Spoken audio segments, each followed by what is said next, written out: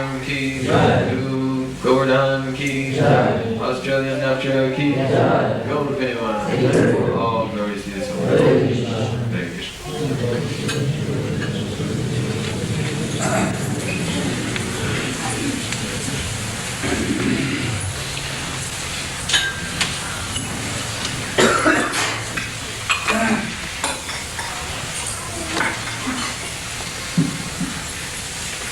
So today I'm going to be giving Istaghosti to discuss various points that have come up over the course of meetings during the last few days. So there have been Istaghosti given in different centres around Australia and New Zealand.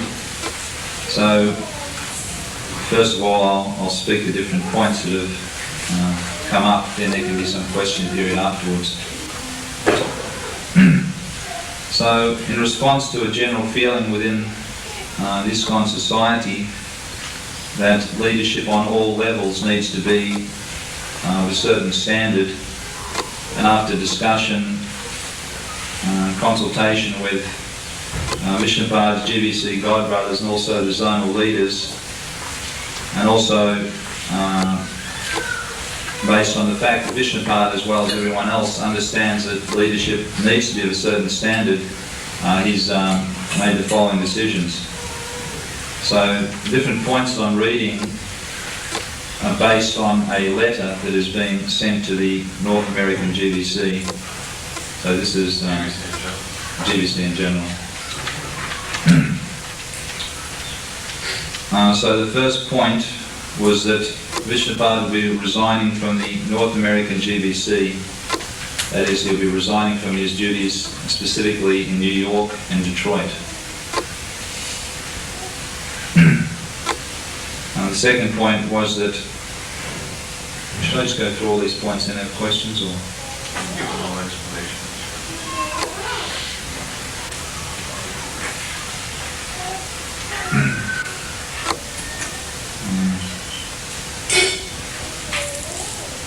So the second point was that First point had to do with just like Bhagavad Gita explains, for every action there's 5 factors. So sometimes different places have different effects upon an individual. As long as we're in the material world, different things affect us. So he thought that the best in him gets brought out in Australia, Mayapur, like that. And considering also the basic atmosphere of those places, so far as both the devotee association and the outside world wasn't he didn't feel it brought out the best in it. So he decided, after careful thinking, that he would remove himself from that area of preaching for now. Although this has to be considered in a different light in relation to his responsibilities as the global minister of culture, in which basically everybody's expecting that he will take responsibility throughout our movement on a ministerial level for establishing important cultural centers. We can talk about that. Well, the second point was that he would voluntarily withhold from further initiations until the Mayapur Festival of March 1989. Although it was recommended, and a majority of the GBC did not encourage initiations in October, the local leaders decided that because initiations wasn't specifically forbidden or not allowed, that and also considering the small number of people involved, it was decided that initiations would take place in October this year. There would also be any second initiations that were essential to be held. That is, if it was required, it was seen that there was a need for pujaris, for example, then certain second initiations would also take place.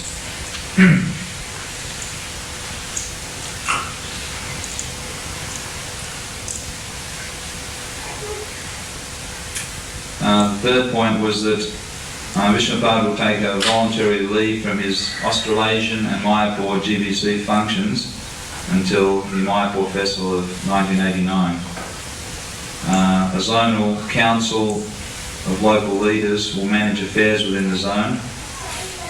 Vishnupada will also be one of the members of that council. It will be requested of the GBC that Balaram Prabhu will be considered to act as a position of assistant GBC for the zone. Later on he will become, it will be requested that he become a full GBC sometime in the future. Vishnupada has also said that he will not resume Australasian GBC duties, but will concentrate on his duties and his role as Minister for Cultural Affairs.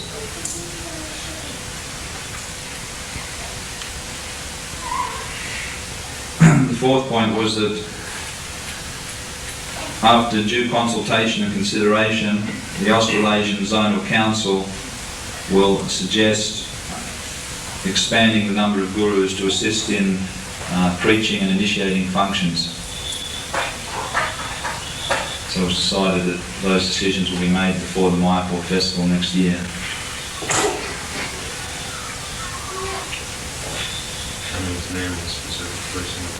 Yeah.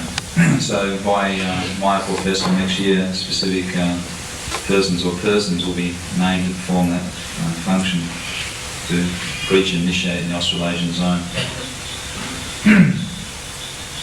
The fifth point was that an ashram council consisting of Ramai Maharaj, Balaram, Jaishila, Pratapana and Nareshwar will be assigned to assure proper standards of ashram, sadhana and personal dealings, and these will be upheld in keeping with recommendations to be made by the GBC body.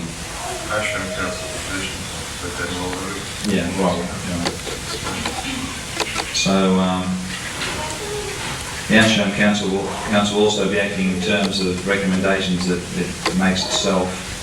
Why don't you explain that in other words, each individual in our movement is engaged according to their particular activities and service.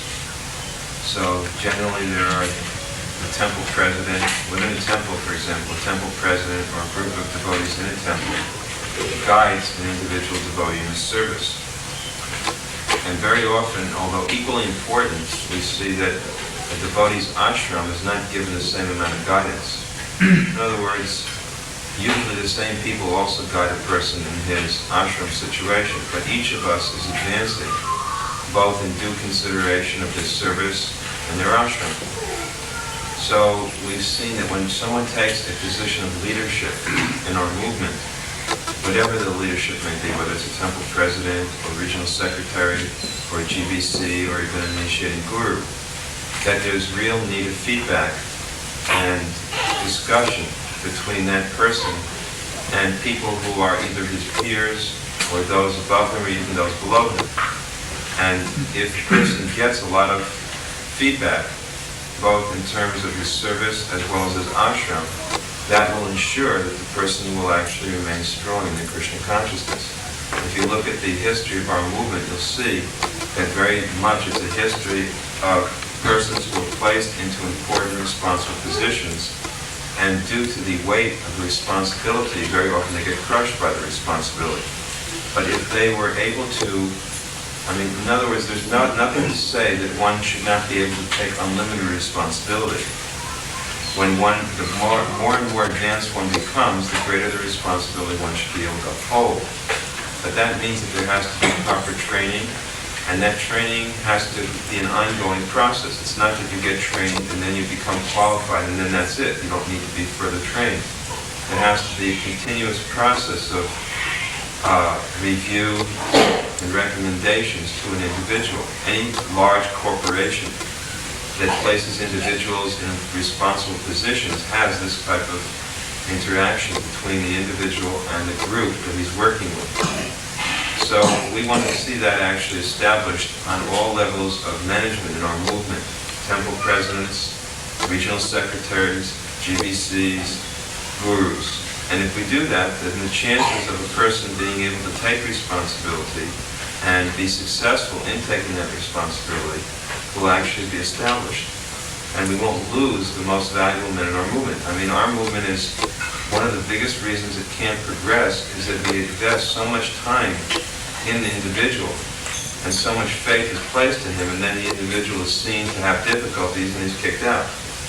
So that's not a very good method of managing. The better method is to arrange for the individual to constantly have persons surrounding him who are his well-wishers and who can perceive the individual usually better than one can perceive oneself. You know, just like when you look in a mirror every day, you always think you look very good. Even old people, when they look in the mirror, think they're beautiful. So the tendency is to always think that we're doing okay. But it's much easier for those who are our well-wishers, yet who work with us, to be able to perceive the problems that we're having. So if they have an actually organized method by which they can meet regularly, both separately from you as well as with you, then the chances of you being able to have your problems or weaknesses brought to your attention so that you can correct them becomes an actual, organized, orchestrated activity. So in Vishnupad's case, not only in his case, but this is being done now all over the world, just like with myself, with Srila Bhagavan, we're all doing this voluntarily, of having a group of God brothers who we work with to be able to act as an ashram council for us, so that we can get a lot of feedback and direction and guidance from these persons. So this is not only going to be done with him, but we would like to see it done, I hope it will be done here, with all the people in every level of management here, both in terms of ashram as well as in terms of management. Just like you have a zonal council, which is supposed to interact together and manage the affairs, similarly there can be an ashram council. So this formation of an ashram council is especially meant to do this function. It's meant to basically, what we might say, institutionalize hearing. Because whenever level of leadership one's on, basically you speak more than you hear. And speaking doesn't just mean, or hearing doesn't just mean hearing Srimad Bhagavatam, it also means hearing about your own devotional service. So sometimes just due to relationships, people don't give objective feedback, which is actually makes a person a victim of himself. So this way people know that they're responsible to meet with the person that they're responsible to and for. Because we want to make a system where groups are held responsible for individuals instead of individuals just being held responsible for themselves and to themselves. And as Maharaj was explaining,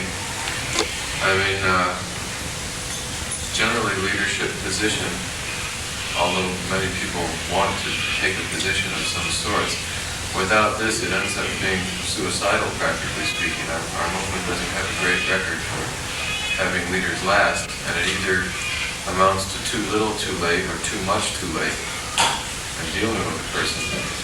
So this type of thing is actually meant to have a kind of preventative effect, whereas of course those of us who have been in these positions,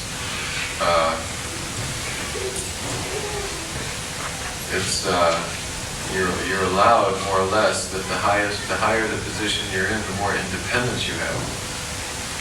So at least on the next generations, we should try to instill a good habit that the more of a position you have, the more dependent you become instead of the more independent you become.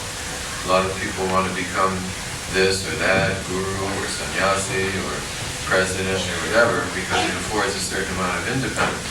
But we have to know that the higher position you are, the more dependent you have to become, because the more the stakes are high, so to speak. So, of course, we're at a stage now in our movement, kind of a pioneering stage, where it's like the school of hard knocks and necessity is the mother of invention. So, you don't walk away from this without some scars on you. We have to always remember that although a lot of people see those in higher positions as enjoying, and that may be there to some degree, there's a lot of weight, there's a lot of burden, there's a lot of karma, there's a lot of anxiety that other people don't feel.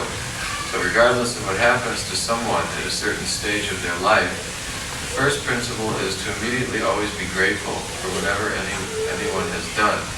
And we have to avoid in our movement, because it's supposed to be a movement of Vaishnavas, that we get this obnoxious mentality of people waiting for others to fall, or expecting others to fall, or being happy that others fall, or, just annihilating any good or positive thing which a person has done. I think that's very important in dealing with this, because we all have a long way to go. It's not how you begin, it's how you finish, Prabhupada always said. And somebody may start out fast, then go slow, and then go fast. It's hard to say how the race is going to end. But whatever happens to an individual, especially to a devotee, we can never think that it's purely the result of the modes of nature acting, although obviously that's a factor. But Krishna never forgets those who surrender their lives to him, even at some point.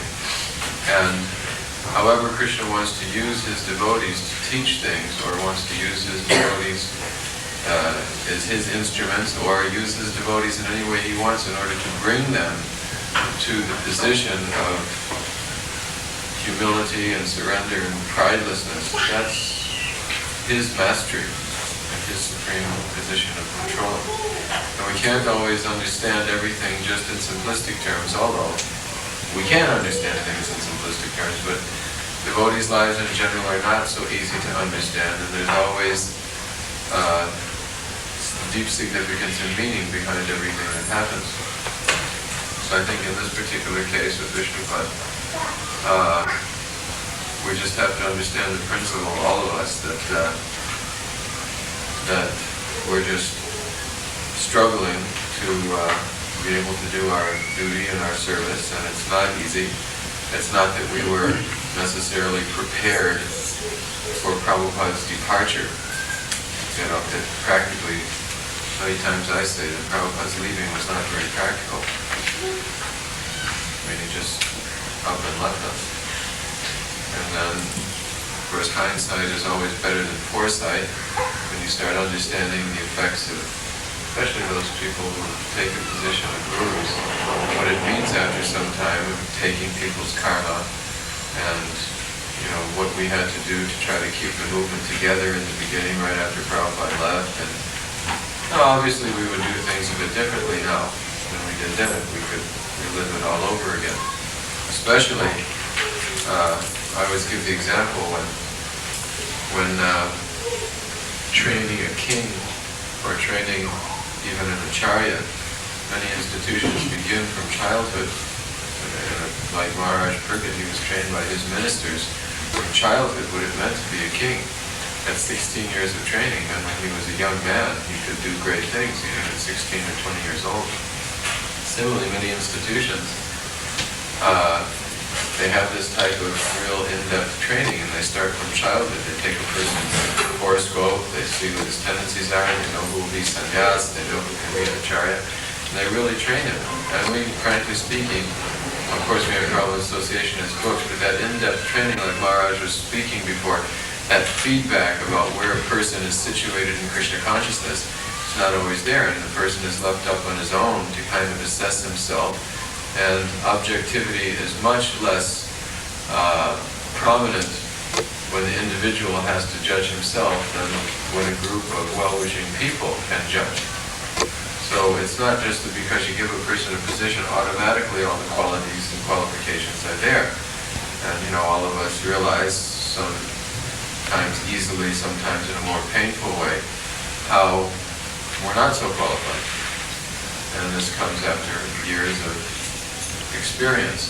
But that process can be speeded up if we, in the past, had some more institutions and institutionalized things to deal with this. So however it comes about, we're all sacrificing our life for the service of Lord Chaitanya, and if by our foibles and mistakes, principles can be precipitated, then that's very good.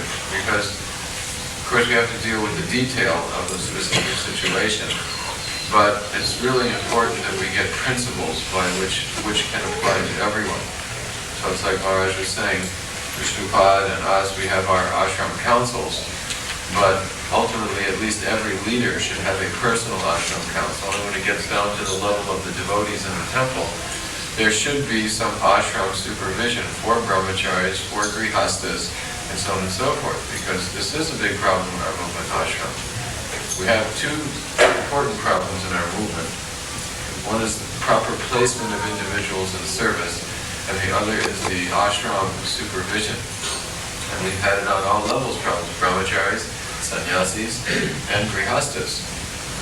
And we really need to tighten up the ship and make ISKCON a real institution and a scientific organization for bringing out one's best energy for service and purification through ashram. So I think this is one of the more important points that has to be understood.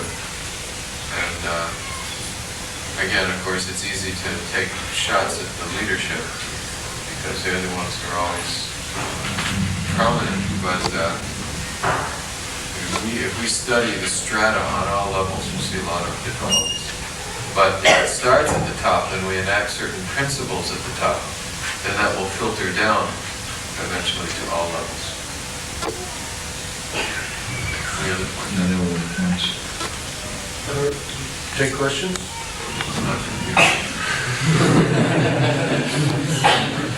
Something in the sky.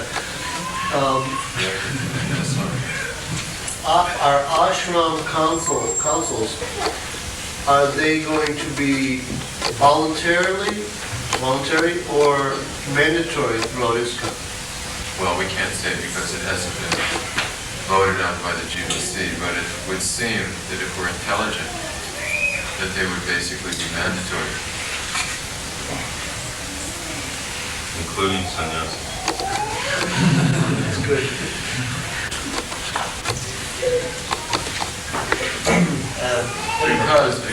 Because big things generally start out from small things that are left on their own, and then after a while they develop. So if you can catch something in the beginning and redirect that energy, then there's every chance you can make it. Of course, ashram, all of these things are ultimately advisory in the sense that a person has to ultimately make his own decision what he's going to do. It may be compulsory that he has to hear, but even Arjuna had to hear from Krishna, and in the end Krishna said, "Now I've spoken everything, now you do what you have to do." That independence is there. I just wanted to add that sometimes the new disciples of the present gurus, they often seem to expect the disciples of Prabhupada to treat their guru with the same amount of respect and devotion they have for their own guru, and this sometimes creates a bit of a problem in etiquette and sort of etiquette and approach to the worship.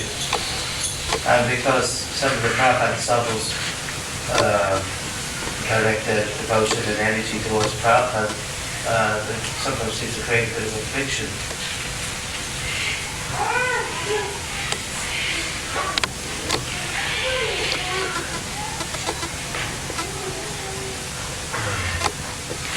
What is the friction?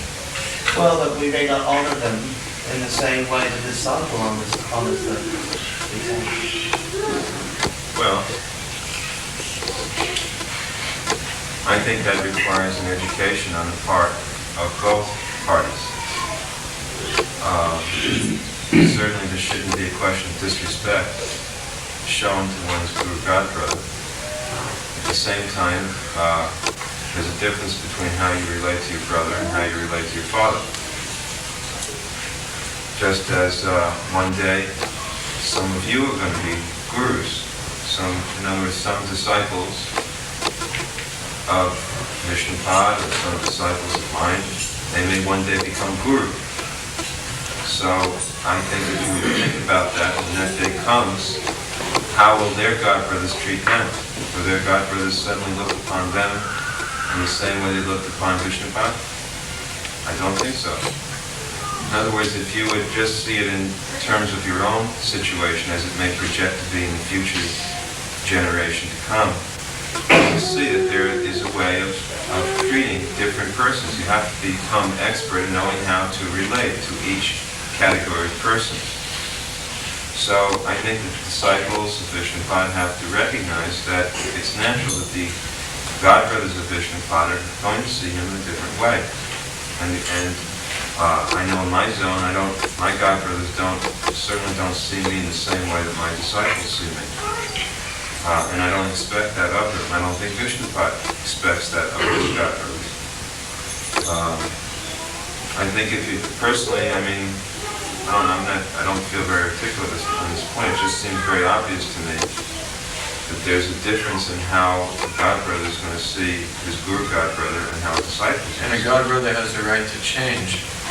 Because after Prabhupada left, a lot of godbrothers were just also struggling and needing shelter. So they sometimes developed a very close relationship with the GBC members or new acharyas, and afterwards they also advance and they start seeing things a little different. It's like the difference between a 20-year-old and a 10-year-old is less when it's a 40-year-old and a 20-year-old, or a 60-year-old and a 40-year-old.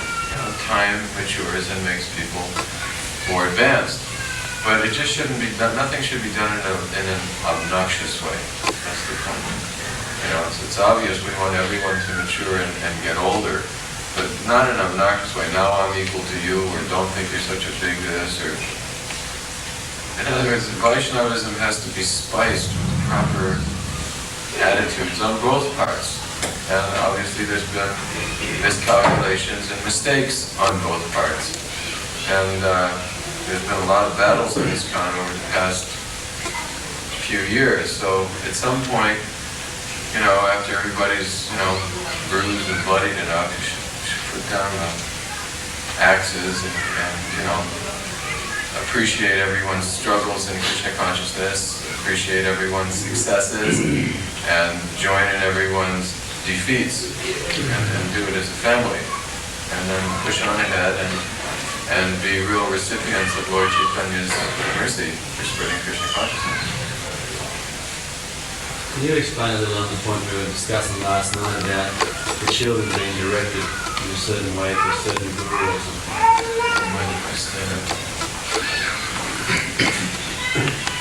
He used to sit on a big seat. What was that? About the children? Well, that's just my personal experience, that children really don't know what they want. And in the beginning, between 0 and maybe 10 years old, they're pretty receptive to just about anything you want to put in their ear. And then they start going through their adolescence, and they go through their changes. They start doubting and questioning and wanting to see Krishna consciousness in a different way, and so on and so forth. So, at least in our zone, we don't even initiate anyone until they're 20 years old. And we just basically teach them, although they may worship a particular person if there happens to be a singular guru, and they may be pointed to that person for giving respect, and they may consider that person their guide. When they're 12 years old, a lot of things change. And they should simultaneously be taught that they should give respects to their parents, they should give respects to sannyasis, to the brahmins, to the temple leaders, and so on and so forth. Not just that they, showed some respect to a guru and then they're obnoxious to everybody else. But, more and more as our movement expands, and there's many gurus, which there must be, because as we expand to every town and village, and there's millions of people, like we touched on yesterday, and I was speaking a little bit to the leaders about developing congregation and the Mahata groups and all. Eventually it's going to be hundreds and thousands of people, so there'll definitely be more gurus eventually. It's not going to be so important to really direct a child towards a particular person. Prabhupada's always there as the founder of our movement, and they should be taught to respect all saintly people. And that should be the principle. Because we've just had too much experience, not myself personally, because I haven't done it, but people giving initiation to children when they're 12 years old or something like that, and it just doesn't make it. They change too drastically when they get older. Their senses start becoming awake and they start wanting to experience the world, and not that they drop out completely from Krishna consciousness, but they may not feel the same responsibility for chanting or anything. So I don't think that's necessarily so important that children have to be directed toward. I think that this should come from them. Because what happens if you direct them too much in particular things, after some time they may resent that. They may resent you as a parent, they may resent their guru, or they may resent a lot of things. There's a big explosion that happens when they start becoming adolescents, even if they've had training in Krishna consciousness. Anyway, that's my personal experience, and we definitely don't initiate anyone before they're 21 years old. And we're also considering a policy of not giving, of course this is just us, but we're considering a policy of not even giving Brahminical initiation until after the person's married and had several children. Because who's a real good brahmachari now would be a real flop. Especially a lot of people take grihastha life because they're tired of collecting or they're tired of this or that. Again, they're looking for a position in order to become more independent, rather than taking a service or an ashram which will really facilitate them. That's just our consideration, because when people get married, it's sometimes difficult, unless they're very exceptional, to maintain high Brahminical status. It's like Prabhupada said, when you get married, it's like lighting a fire. The flames dance around a lot in the beginning until it becomes cold after a while, it becomes a little more smooth. But I don't think we have to rush into any of these things, especially initiations. It's the same principle. No one really understands after 6 months or 1 year or 2 years or even 3 years. Basically we're just, even in our high position, we're just really starting to understand who Prabhupada is and what our relationship is with him. So for people to be over anxious for initiation, after such a short period, or if I don't get initiated, I can't hang on, means basically they haven't really developed a very solid relationship. I know as soon as we started in our zone thinking of increasing gurus, this whole idea came out of group insurance for an individual, and devotees realizing that we're not ready to do this, and what does it mean to try to get ready to do it, and what does it mean to take on karma, and if I'm ready to take on karma, no one should be so eager to use their heart as a burial ground for people's sinful activities, which is what taking karma amounts to. If too many disciples are not strict in their vows, it will make a spiritual master, or it can make a spiritual master weaken his vows.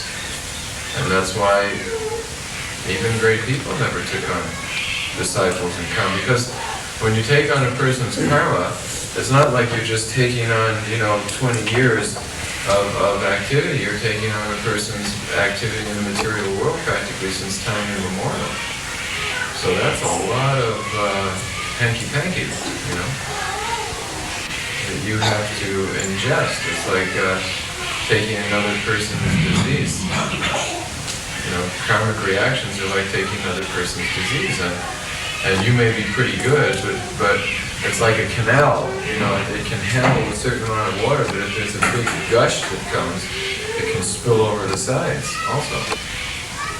So I think, we're realizing these things more and more. So it's also merciful of the new devotees not to push too much for these things, and to make sure really that what it means to be a disciple, to really understand after some years what it means to keep a person in your sins. Jesus didn't take it very well, and Prabhupada didn't take it in the end. And, who are we? We're just really nothing. We were, at least I don't remember being in Vaikuntha too recently. We were just previously all hell-bent somewhere. So, anyway, you learn these things after experience. But it's just something for everybody to consider carefully now. All these events that take place, although they appear to be very tumultuous, they actually meant to make the Vaishnava community think more and not take people, positions for granted. You know, too many times we just take everything for granted, even prasadam, even the deities. That's just our nature as Westerners. Sometimes I think we just take things for granted.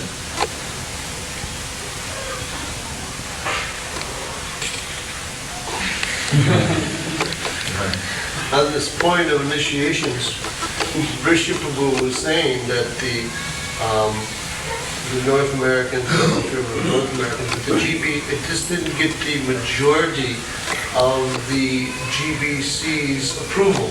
What? This initiation's coming up in October. That's what I thought that you announced.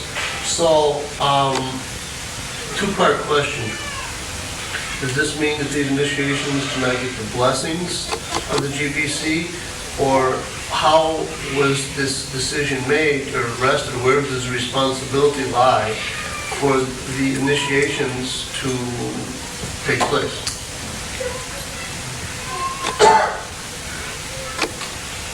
Initiations, responsibility for initiation lies on the spiritual master. First of all, on the spiritual master and on the disciple. The spiritual master stated should study the merits of the candidate, and the candidate has to study the merits of the spiritual master. So both have to approve of each other and be qualified. Furthermore, in the case of the way our society is set up, a spiritual master is more or less approved of not only by the GBC body, but by the zonal leaders. In other words, a zonal counselor, a group of leaders within a zone can recommend someone to be a guru within their zone. And once they get the blessings of the GBC body, that person starts to initiate. So, in regard to this initiation, first of all, the disciples or the candidates who want to become disciples, they have to certify that they feel confident in the person that they're taking initiation from, in this case in Srila Prabhupada. And it is a fact that a majority of the GBC did not feel that at this time these initiations should be held.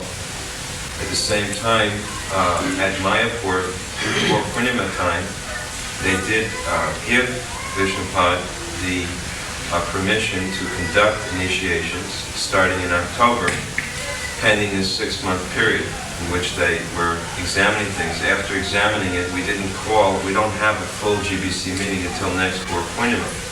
But there was a meeting of the North American GBC, which is about 12 or 13 GBC men, which is a majority of the worldwide GBC body. And they recommended that he not go ahead with this initiation. However, the zonal leaders here, considering the fact that many of these candidates had waited for 18 months, in some cases 2 years,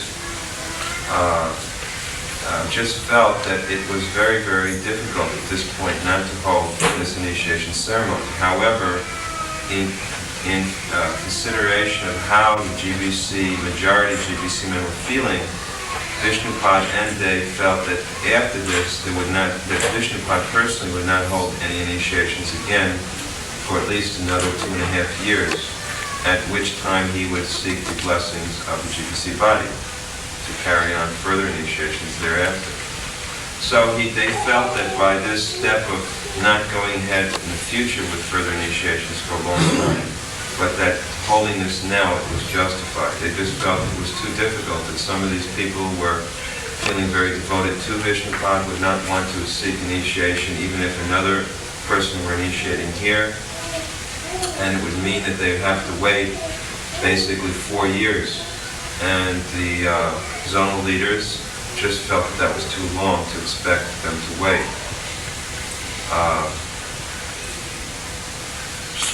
Of course, there's another point, is that someone can take initiation from any bona fide guru in our movement. So it's not that devotees in any particular zone are forced to take initiation from someone who may be doing the main amount of initiating. In other words, if you have faith in someone else who's not coming to Australia, there's nothing to forbid somebody from seeking initiation from such a person. Of course, it has to get the permission and blessings of the local temple president and the GBC representative. Anyway, this is how this decision was reached. It was a decision basically reached by the local leaders of Australia and Vishnupad. It's they who take the responsibility for this decision. And there's nothing officially to forbid Vishnupad from doing this. So that's why they have the right. I have no doubt that if there was a GBC meeting, full meeting, in which they requested him not to, then he would not have. But it was not a full GBC meeting. It was a North American GBC meeting, which is, after all, only a subcommittee of the GBC body. So therefore, when the North American GBC requested Vishnupad, it was only a request, not a resolution. It's not a decision, it's only a request. After considering it, we had lots of talks. He and the other leaders here felt, nevertheless, they wanted to go ahead with the initiation. So anybody who's going to take initiation has to do so with his own, good conscience. If a devotee wants to take initiation, that's certainly their right. They should understand the whole background. Well, I'm trying to give that back. Yeah. No, they should. They have knowledge of the background and they can make their decision. The decision they make, should they know all the facts, or should only certain things be revealed to them? And forget the history and all that background.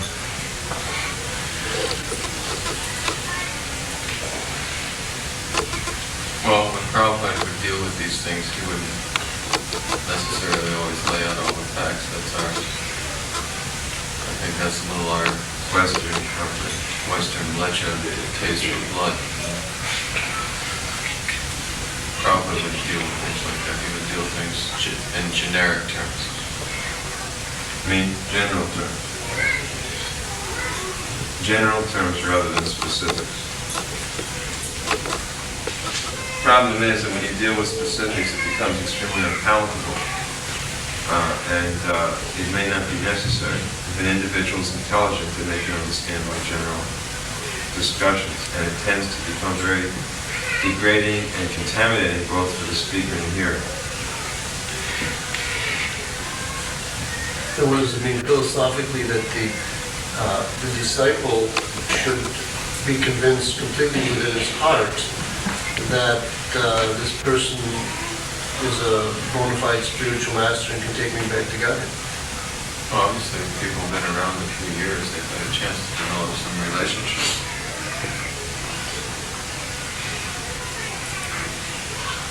That's ultimately their choice, their risk. The disciple has to make that decision after sufficient hearing. In other words, how do you hear? How do you decide anything? You hear from Guru, you hear from Sadhus, you hear from Shastra. So, as far I understand, there's been sufficient time and sufficient information circulated, whether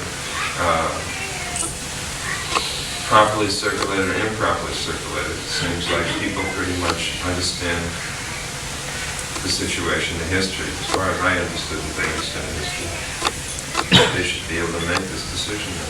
Even Prabhupada, in dealing with the outside world, would never get into details of intoxication, meat eating, or illicit sex. He would speak about the principle of it, but he himself, at least I never heard too much. Every once in a while Prabhupada would really drop a comment that would blow everyone's mind, but that wasn't like us that like to get our mind blown about every half hour. So he came from a different kind of culture, and I think we have to follow that type of example. Sometimes he'd let us know that he really knew how gross the material world was, and when he did, he could gross us out.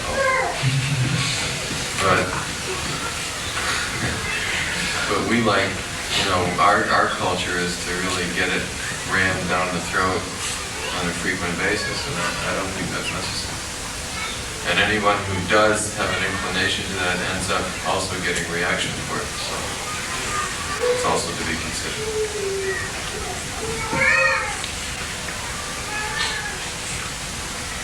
The devotees that have left Vishnupada, they are going to be able to take initiation from another guru between now and 89. We spoke with Vishnupada about this morning, and I think first of all, in regard to persons who lose faith justifiably in their minds, or in any case who lose faith in the person who they were initiated by,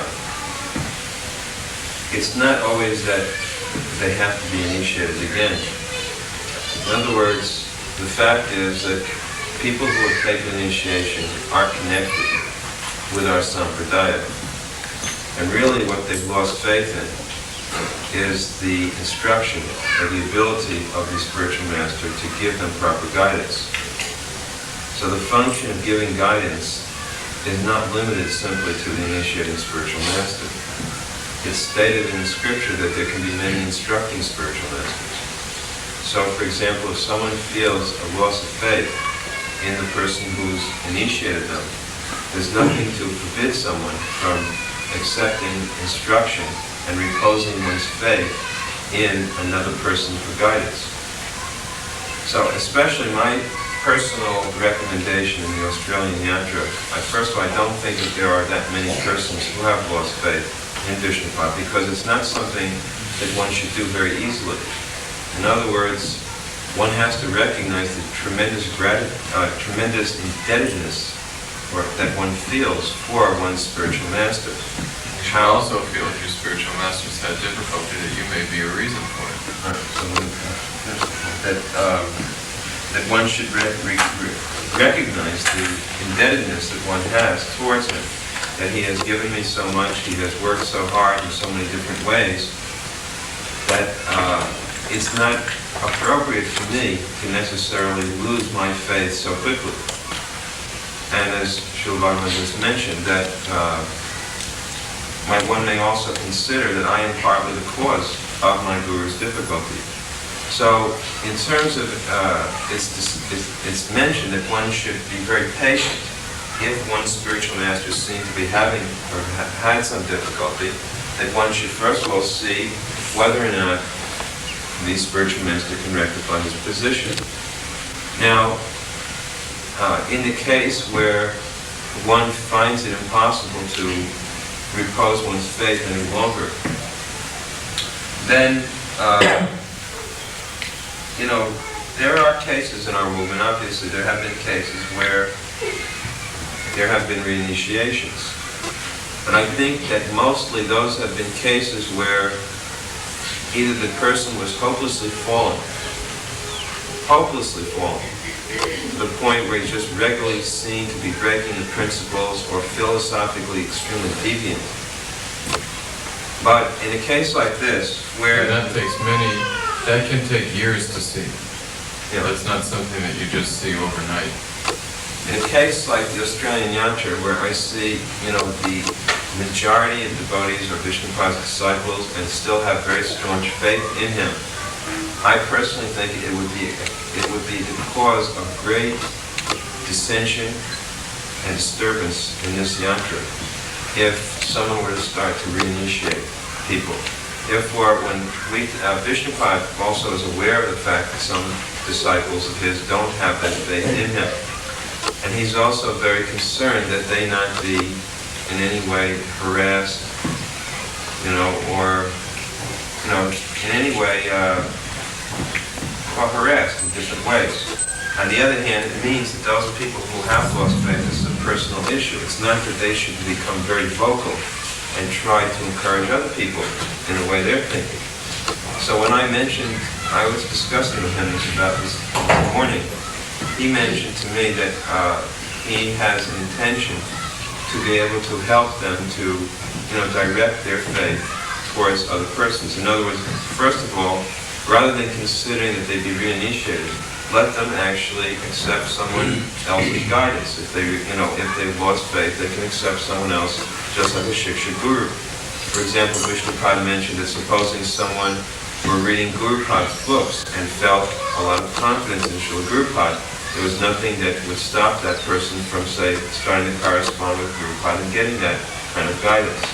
Or for that matter, in any other bona fide person. It could also be a temple leader. I mean, that's certainly very possible. In other words, I think Vishnupada has done this here. I know I've done it in my zone where I have people who I turn my disciples' attention.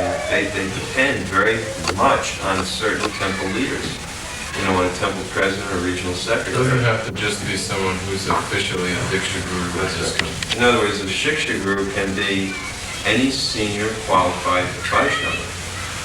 So he did mention to me that the next time he comes here, which is like he mentioned in 2 weeks, that he's aware of certain persons who have had this difficulty with him, and he wants to meet with them and actually help them to, or in any way encourage them so that they can take shelter in someone. And you can't tell. You don't.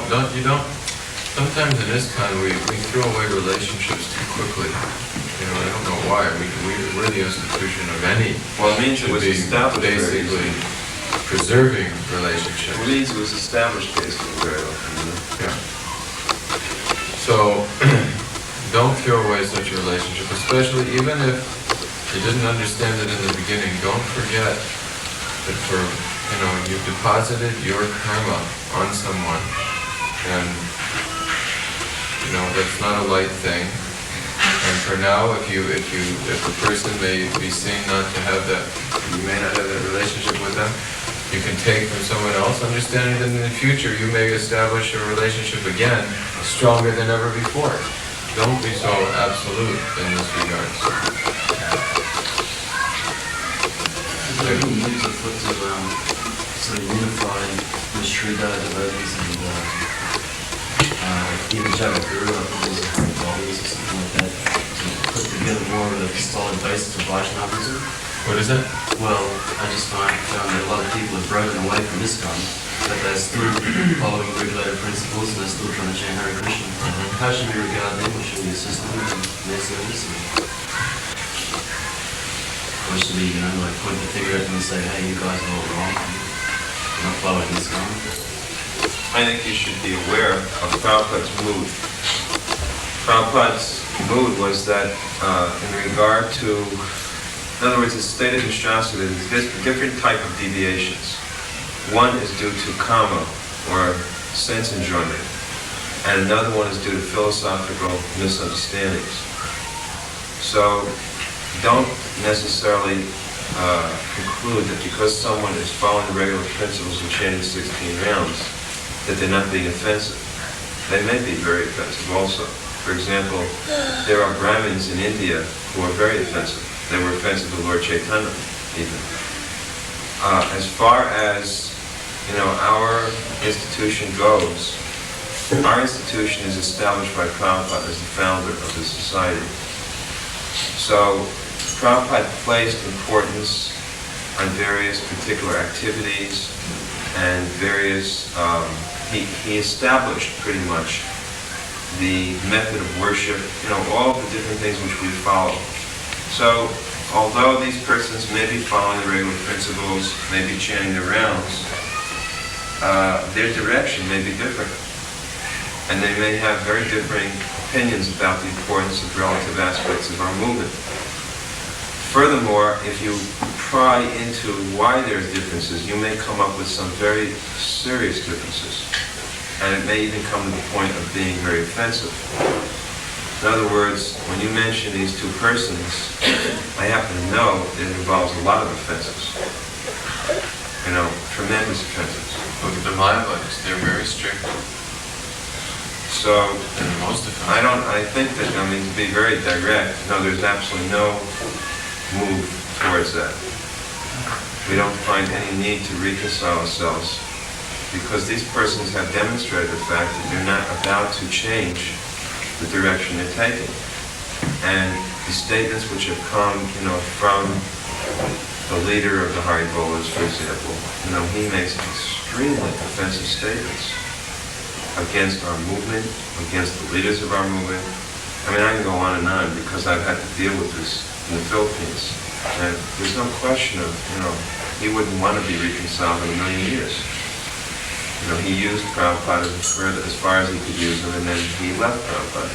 That's all. Prabhupada was just a springboard for this person to launch his semi-religious, semi-hippie type of movement that he's launched. So there's no reason for us to want to reconcile ourselves with him. I mean, we reconcile ourselves with everybody in the sense that I can see how all of these people are ultimately doing the work of God. Even though I can say that about practically every Christian organization, every Hindu organization, every Vaishnava organization. In that sense, I don't go after these people. I don't make it a habit to criticize them. I don't try to stop them in their activities because I see that they're fulfilling some small part of the plan of Krishna. At the same time, our institution, Prabhupada says, like the postgraduate school of religious study. In other words, we're trying to train people for PhD degrees. So it's not our intent.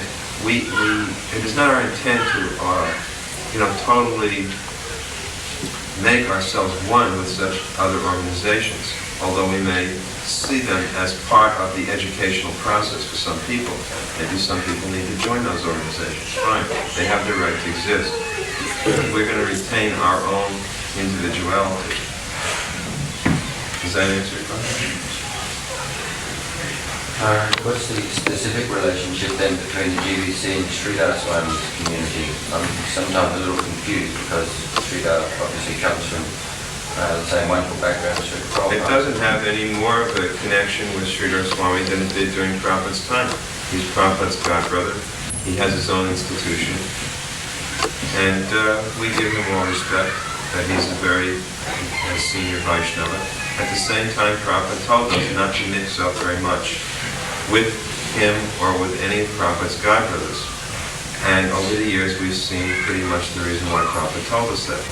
We've found that people who do mix up somehow or other start to lose faith in Prabhupada as the absolute founder acharya of this movement.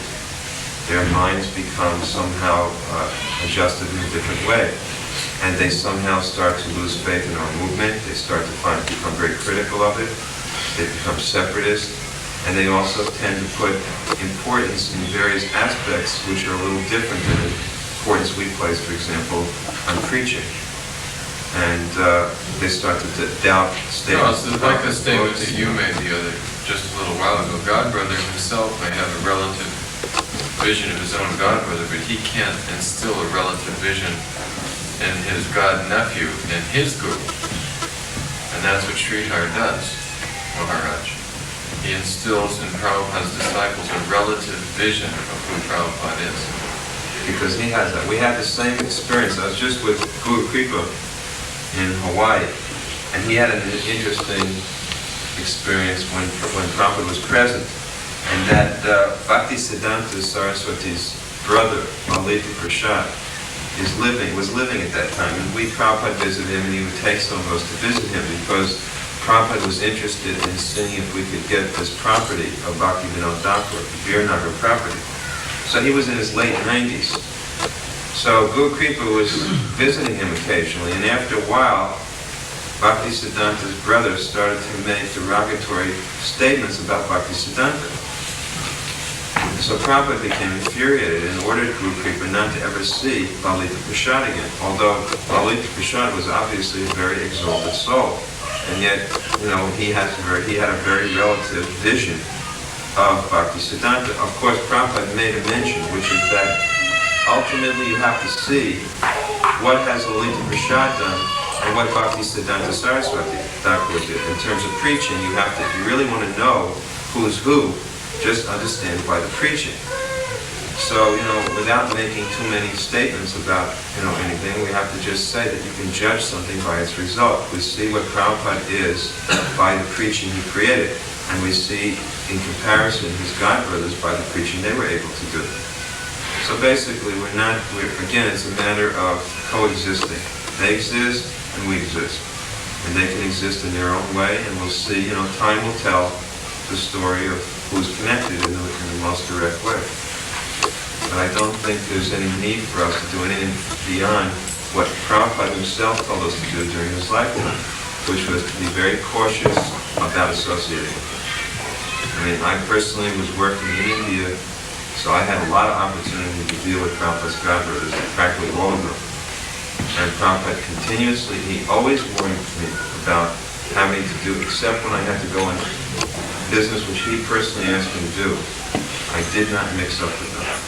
So I feel the same, caution should be exercised now by all of us, whether it's directly with Prabhupada's godbrothers or with their followers. That's about it. Let's see if there's Any other questions on what was Krishna read this morning? On an individual level, like the point's been brought up about the Hare and then groups, but there's many individuals that have gone to these groups and they've started off with maybe just small doubts. And these doubts, because of certain, I could call it fanaticism, maybe it's not the right word,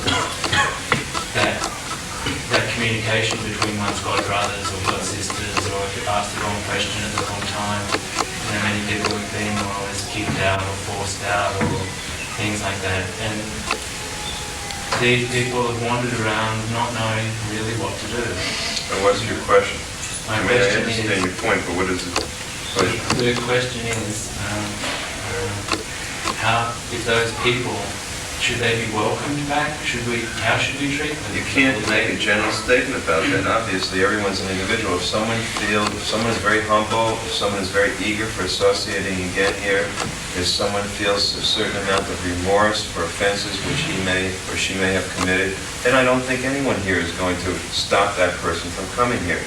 But there has to be, we are, after all, we have to function in a practical way. We're a family, we're a temple, we have a community here, and if a person wants to come here, they're going to have to accept the leadership of this community, they're going to have to accept the ways of this community, and if they find that they can't do that, then, they can't expect to be allowed to be here at the same time trying to bring down the leadership of this community. At the same time, we are moving ahead and trying to make leadership more qualitative. We are doing that, like with the suggestion of ashram councils. We're going to institute in our movement judicial councils. So if devotees feel they're wronged in some way, there's an official way that they can go about actually getting justice if they feel that they've been wronged. I'd like to say something on that point. And also with the institution of these zonal councils and management councils, we're trying to avoid the past tendency for leaders just to make unilateral autocratic decisions by themselves without taking help from others. So we're moving in a direction of developing more qualitative leadership in ISKCON. So, of course, it depends how much tolerance you have. Regarding this matter of, individuals who feel that there is something wrong within a local temple or within the zone, we've created a ministry of justice. The minister's name is Guru Guranga Das. He was a devotee for 15 years. He pioneered Krishna consciousness in Switzerland, and now he's devoting his energy towards establishing this justice ministry worldwide, and he's planning to come to Australia. And what he's doing in each continent, he's setting up, encouraging temples to set up a judicial committee within a temple, and then a zone to set it up, like within a continent, so that if someone feels they've been wronged in a certain way, then rather than coming to me as the chairman of the GBC this year, or coming up to the GBC immediately, or writing a letter to someone, there's a proper channel by which they can direct a complaint. They can first of all obviously go to the temple leaders. If they feel that they're not getting a proper hearing, then they can go to a temple committee. And this way they can there's a process of justice. Just like there's a process of legislation of laws, similarly there's a judicial process. And because our movement has lacked that, you're right, that sometimes there have been unfair decisions, or certain people have been deprived of justice. That's, in the beginning of any kind of organization or government, there are going to be these problems because things are not yet maturely formed.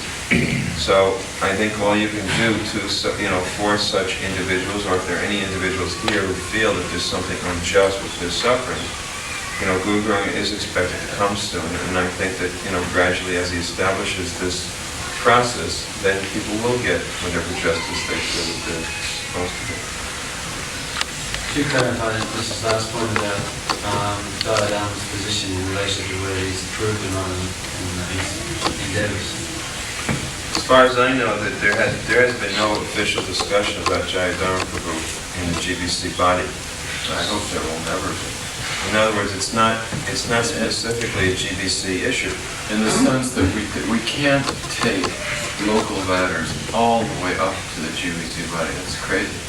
We have to have mechanisms and institutions which can deal with issues on levels and let them go to a maximum level. You know, you have temples, then you have regions, then you have countries, and then you have, continents and so on and so forth. So there can be some system of appeal, but it can't just be that somebody can appeal something all the way up to the highest body, or you never get any work done. I think that in regard to Jayadharma, therefore, again, if he, whatever his situation may be, once the judicial system is set up in this country, then he can work with that. And he's going to have to accept whatever the final decisions are of that system.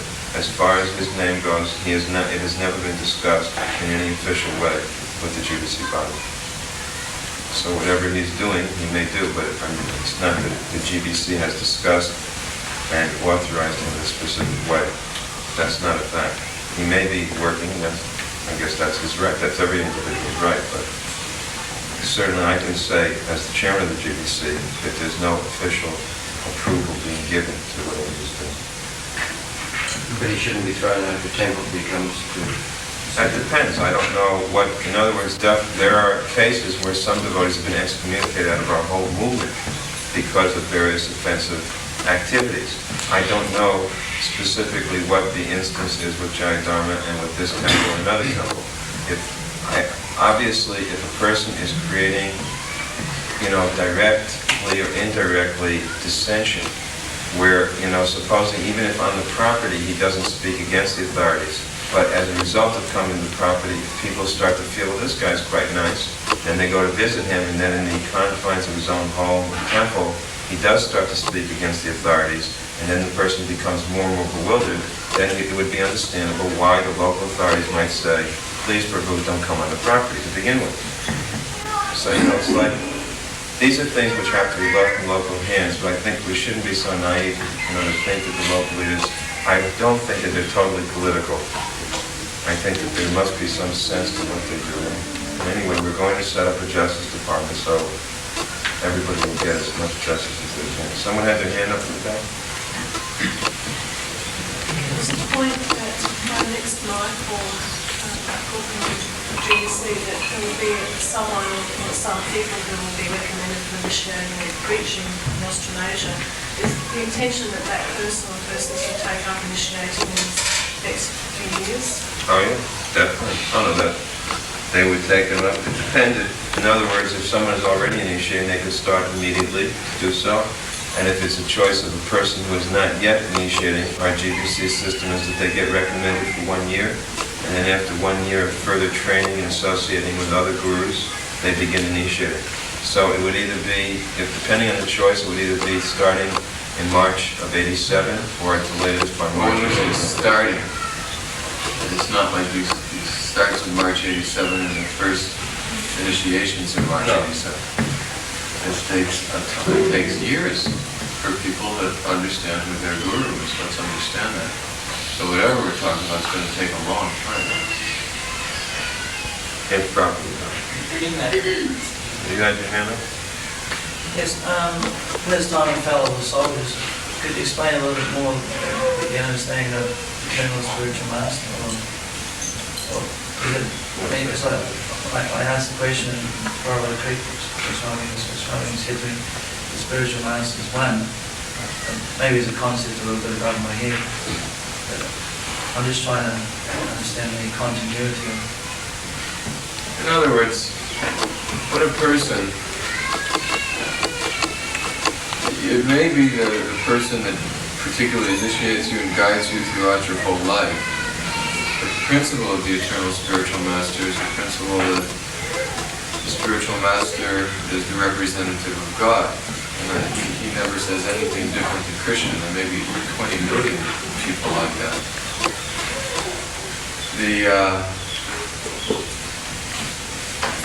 It may be that you have more than one eternal spiritual master. I mean, obviously Prabhupada's everybody's eternal spiritual master, isn't it? I mean, what does that mean? Diksha or Shiksha? I mean, you may have 10 Shiksha Gurus in your life that make very profound influence upon you. How do you know? You're only 25, 30 years old. How do you know who's going to influence your life between now and 60? It may be the person that gave you Diksha, it may be 10 other people in your life. I mean, at the end of every verse of Chaitanya Charitamrita, Krishna says, Shri Bhagavan Goswami Chaitanya Charitamrita Kwari Krishna. He offers always to those two spiritual masters who are his Shiksha Gurus. They're not his Diksha Gurus. So I don't think, my singular eternal spiritual master is necessarily, it doesn't have to be a particular person in your life. First of all, it's always going to be Prabhupada for everybody. Right? And whoever gives initiation is always going to be linking people up with Prabhupada, no matter how many generations down the road it is, even when all of us are completely extinct as a species, there's going to be so many generations of grand disciples, and they're all going to have the responsibility of developing people's love for Prabhupada. Because he is the founder acharya. It is his movement. So he's definitely going to be people's eternal spiritual master. I'm sure, when the time of death comes, at least if my disciples don't think of Prabhupada also, I don't think I've done a very good job, and it should be like that for thousands of generations in the future. People should be thinking of Prabhupada at the time of death. It's getting a little bit late. Does this basically answer all the questions? Obviously, there's many questions that could come, and if any of you want to correspond, Tamal Krishna Goswami is the GBC chairman this year, so you can write. I'm sure if you think of a lot of things, and I think we may also be here tomorrow morning. So if there's some further questions, maybe we could continue the Istaghosti tomorrow morning. You probably want to think about these things, but that's all right. Where's the Prabhupada?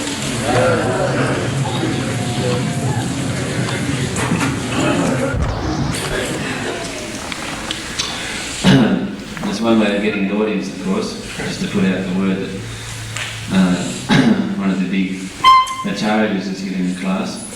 I noticed that many people come this morning who wouldn't ordinarily come, either due to the class as being so much more potent or due to the possibility of some controversy arising, which is always nectarian. Now that it's just an ordinary old Bhagavatam class, I see there's even a few people that are getting back in their cars and driving off again. Anyway, as Ned says, such is life. You know what I'm talking about? There's Ned Kelly, just before they dropped him. Such is life. Not that it should be like that, but unfortunately it is like that. So, Jaya Jaya Sri Chaitanya, Jaya Nityananda, Jaya Dvaita Chandra, Jaya Gaurabhakta Vrinda. Jaya Sri Chaitanya, Jaya Nityananda, Jaya Dvaita Chandra, Jaya Gaurabhakta Vrinda. Gadadhara Pandit, the fourth branch, is described as an incarnation of the pleasure potency of Sri Krishna. No one therefore can equal him. Vakrashara Pandit, the fifth branch of the tree, was a very dear servant of Lord Chaitanya's. He could dance with constant ecstasy for 72 hours. Sri Chaitanya Mahaprabhu personally sang while Vakrashara Pandit danced, and thus Vakrashara Pandit felt the lotus feet of the Lord and spoke as follows: O Chandramukha, please give me 10,000 Gandharvas. Let them sing as I dance, and then I will be greatly happy. And Lord Chaitanya replied, I have only one wing like you, but if I had another, certainly I would fly in the sky.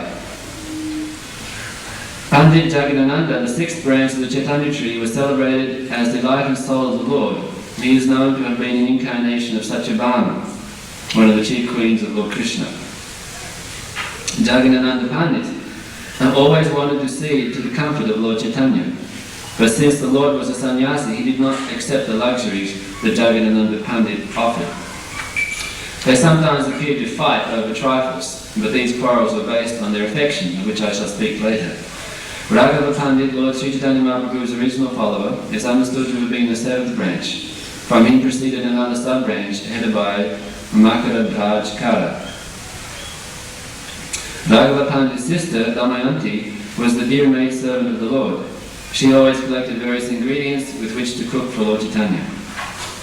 The foodstuffs Damayanti cooked for Lord Chaitanya when he was at Puri were carried in a bag by her brother Raghava without the knowledge of others. The Lord accepted these foodstuffs throughout the entire year. That bag is still celebrated as Raghava Chali, the bag of Raghava Pandit. I shall describe the contents of the bag of Raghava Pandit later in this book. Hearing this narration, devotees generally cry, and tears glide down from their eyes. Pandit Gangadas was the eighth dear branch of Sri Chaitanya Mahaprabhu. One who remembers his activities attains freedom from all bondage. Sri Acharya Bhavananda, the ninth branch, was a constant associate of Lord Chaitanya. The Lord accepted him as his father.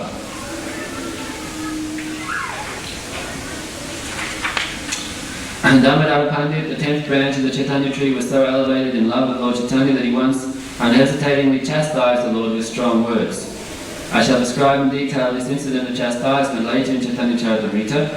The Lord, being very much satisfied with this chastisement, sent Damodara Pandit to Navadvip. Om Namo Bhagavate Vasudevaya, Om Namo Bhagavate Vasudevaya, Om Namo Bhagavate Vasudevaya, Om Namo Bhagavate Vasudevaya, Om Namo Bhagavate Vasudevaya, Om Namo Bhagavate Vasudevaya. Hare, Hare, Nyunam, Sochasi, Maika, Haram, Atmanam, Bhag, Visharev, Okshamanam, Aho, Shuradim, Rita, Jagya, Bhagam, Praja, Uta, Shim, Magavati, Varashati, Bhaderyunam, Bhaderyunam Sochasi Maika Padam, Bhaderyunam Sochasi Maika Padam, Atmanam Bhadvishale Bokshamanam, Atmanam Bhadvishale Bokshamanam, Aho Suradim Hita Jagyabhagam, Aho Suradim Hita Jagyabhagam, Rajadutashvin Bhagavat Jadvashati, Rajadutashvin Bhagavat Jadvashati, Paderyunam Sochasi Maika Padam, Paderyunam Sochasi Maika Padam, Atmanam Bhadvishale Bokshamanam, Atmanam Bhadvishale Bokshamanam, Aho Suradim Hrita Jagyabhagam, Aho Suradim Hrita Jagyabhagam, Rajadutashvin Bhagavat Jadvashati, Rajadutashvin Bhagavat Jadvashati, Bhaderyunam Sochati Maika Padam, Bhaderyunam Sochati Maika Padam, Atmanam Bhadvishale Bokshamanam, Atmanam Bhadvishale Bokshamanam, Aho Suradim Hrita Jagyabhagam, Aho Suradim Hrita Jagyabhagam, Rajadutashvin Bhagavat Jadvashati, Rajadutashvin Bhagavat Jadvashati. Bhaderyunam Sochasi Maika Padam, Bhaderyunam Sochasi Maika Padam, Atmanam Bhadvishale Bokshamanam, Atmanam Bhadvishale Bokshamanam, Aho Suradim Hrita Jagyabhagam, Aho Suradim Hrita Jagyabhagam, Rajadutashvin Bhagavat Jadvashati, Rajadutashvin Bhagavat Jadvashati. Hare Nyunam Sochasi Marikapadam Hare Nyunam Sochasi Marikapadam Atmanam Vashale Bhukshamanam Atmanam Vashale Bhukshamanam Aho Surikamarit Yajna Bhagam Aho Surikamarit Yajna Bhagam Rajavdashvin Madhavat Javashati Rajavdashvin Madhavat Javashati. Mataji's. Aderinam Sochasi Marikapadam Aderinam Sochasi Marikapadam